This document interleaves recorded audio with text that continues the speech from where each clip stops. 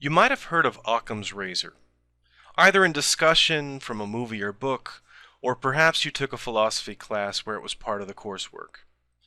William of Occam was a 14th century English Franciscan friar and writer on topics of logic who was from the small village of Occam in Surrey. It's believed that William joined the orders at a young age and attended the University of Oxford for some years, but never completed his degree. He was a sort of fundamentalist Franciscan, and had rather extreme views on the vow of poverty applying to everyone in the church. And guess who that upset? His views were controversial enough to have charges of heresy laid against him. His conspiracy with other fundamentalist Franciscans led to his excommunication by Pope John XXII, and he fled to Bavaria, dying a few years later at a convent in Munich. The heuristic device that bears his name has been a useful tool in the history of science and logic, medicine and chemistry.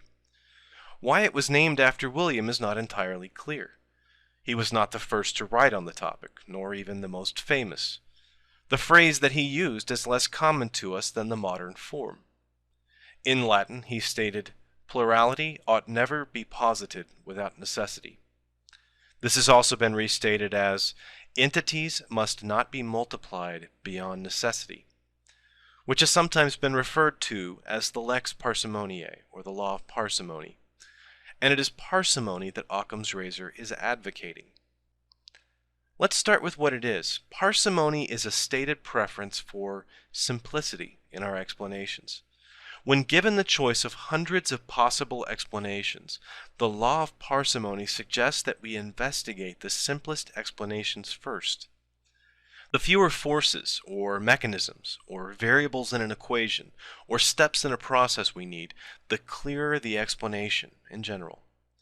We refer to it as a razor because, like a very sharp blade, it can be used to remove excess. In this case, remove the unnecessary assumptions from an argument. This is not a new idea. Thomas Aquinas made this argument in the 13th century, writing, "If a thing can be done adequately by means of one, it is superfluous to do it by means of several, for we observe that nature does not employ two instruments where one suffices."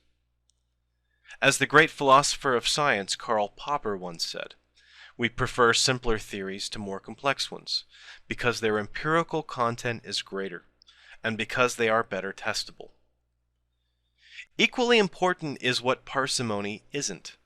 It is not a theory. It is not a commandment. It is never a substitute for full explanations that require many forces acting in concert, or an equation requiring many variables. It never takes precedence over the better explanation or good logic. That's important to understand. This is a general guideline for when two explanations are equally explanatory. Many famous people have restated the principle of parsimony over the years.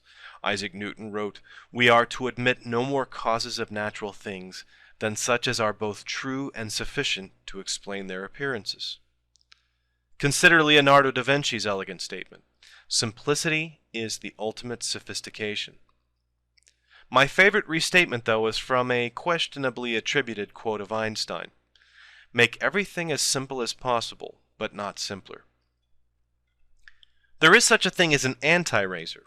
For example, Walter of Catton, who was a contemporary of William of Occam, devised one that could be stated as, if three things are not enough, to verify an affirmative position about things, a fourth must be added, and so on.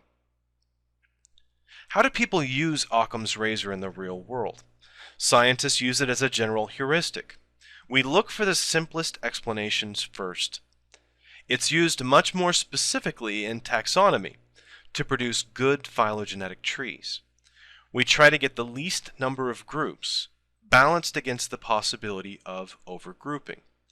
The phylogenetic trees are compared and ranked on the basis of their parsimony. This refers to a specific statistical test. Physicians and pathologists have a saying, probably coined by Dr. Theodore Woodward, who won the Nobel Prize for his role in finding cures for typhus and typhoid fever. "When you hear hoofbeats, think horses, not zebras." In other words, look for the common sources of ailment first before diagnosing rare and exotic conditions. Such exotic causes are referred to in medical circles as zebras. A related dictum is called Sutton's Law, and states that in attempting to diagnose a problem, always do the diagnostic for the most common explanation of illness. The Sutton Law is not named for a famous doctor, but rather Willie Sutton, the bank robber. When asked why he robbed banks, he famously responded, "Because that's where the money is." Computer science and mathematics deals extensively with parsimony, but since I'm just a biologist, I will leave those topics for someone more qualified. Suppose we take Occam's razor and apply it to UFO abduction, for example. The UFO skeptics will claim Occam's razor supports the elimination of aliens as a possible explanation, while the UFO proponents will state that applying a biological explanation to common experiences during abduction is a violation of Occam's razor. You can see how both sides have something of a point. We could repeat the same process for many arguments about pseudoscience topics. Intelligent design creationists, for example, could argue that given the extraordinary nature of living things, intelligent design is the simplest explanation, and requiring naturalistic explanations for all the complexity in nature is a violation of parsimony. The counter-argument from the scientific perspective is that requiring a supernatural explanation is a violation of parsimony because it invokes an undetectable force to explain nature. I could give any number of examples, and every conspiracy theory or pseudoscience would be able to play this game of Occam's razor supports our side, not yours. Simplicity, after all, is a largely subjective quality, and our preference for simplicity is not necessarily reflected in nature. So is the razor worthless in these situations?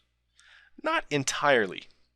What is needed is an objective measurement to stand in for simplicity, which is, as I said, a purely subjective concept. I would propose empirical evidence, another way of saying testability. My own version of the razor would read, if two explanations are equal, the one with empirical evidentiary support is best. For example, there is no empirical evidence of alien abduction. There is no empirical evidence of creationism, as in we have no observations of creation in action in a controlled environment. There is no micro-creation, but there is a microevolution that is empirically supported. Any number of conspiracy theories and pseudoscience beliefs fail this basic tenet of empirical evidence. Even if the proponents believe themselves to have the simpler explanation, they lack a testable mechanism. I want to end with a final point. It's pointless to try to use Occam's razor alone to prove or disprove the existence of a god or gods. It doesn't have that kind of power. But when we apply it to real-world problems like determining phylogenies, or optimizing computer searches, or picking the best way to diagnose a disease, it's amazing what a useful heuristic simplicity can be. Thanks for watching.